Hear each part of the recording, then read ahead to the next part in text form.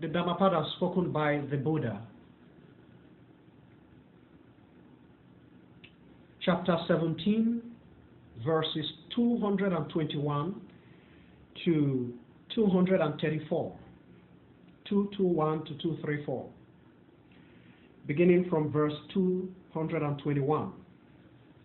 Let go fury, renounce conceit, and overpower all bondage. He is not struck by distress, who is liberated from words and appearance, and has no personal material belongings. Verse 222.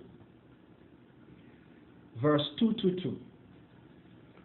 One who can control and subdue his increasing fury, precisely like race horses running out of order into chaos. I say he is an expert rider. The others only stare like fools, clinging to ropes and straps. Verse 223, 223. By liberation from fury, subdue fury. By virtue, subdue vice. By kind-hearted benevolence, subdue stinginess.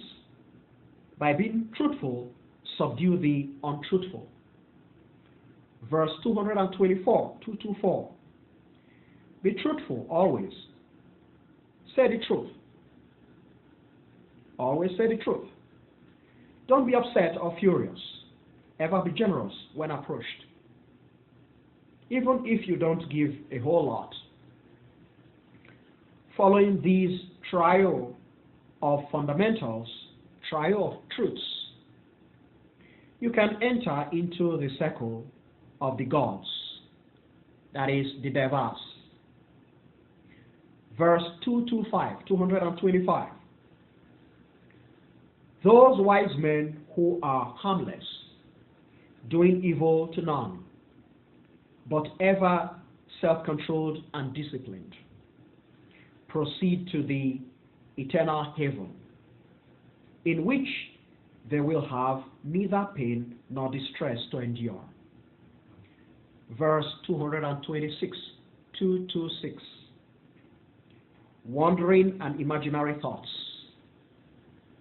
Wandering and imaginary thoughts cease, and tranquility reigns in those who are always awake and active internally, disciplining body and mind during the hours of sunshine and moonlight, that is, by day and night, ever determined and concentrated on nirvana, perfect peace, absolute joy and peace.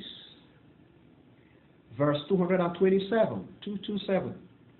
Atula, it has been that way in the ancient past. It is not now occurring this way, only in the present. They blame him who stays quietly. They blame him who speaks too much. And they still blame him who talks wisely. Neither too much nor too little. There is none on earth, no one anywhere, who is never blamed. Verse 228, 228. It never has existed in the past. It never will exist in the future. And it just does not exist in the present. A man blamed and only blamed, or applauded and only applauded. Verses 229 and 230, 229 and 230.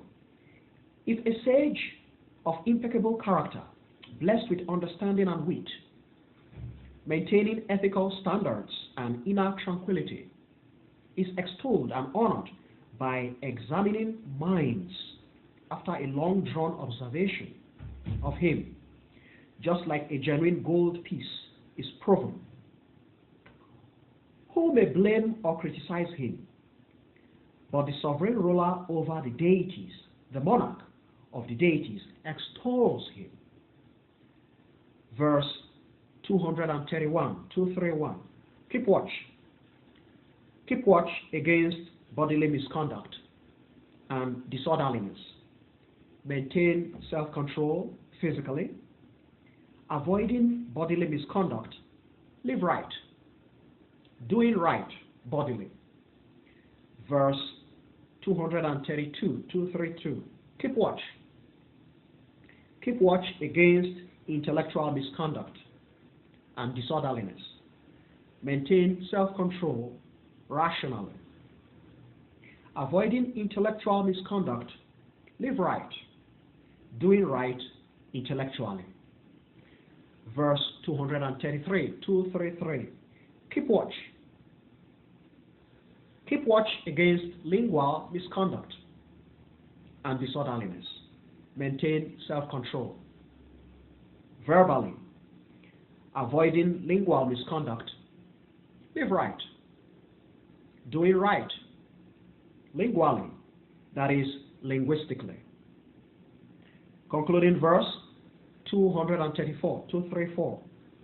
The sages who maintain self-control physically, verbally, and intellectually, in other words, in flesh, tongue, and heart, that is within. These are properly and actually accomplished in self-control.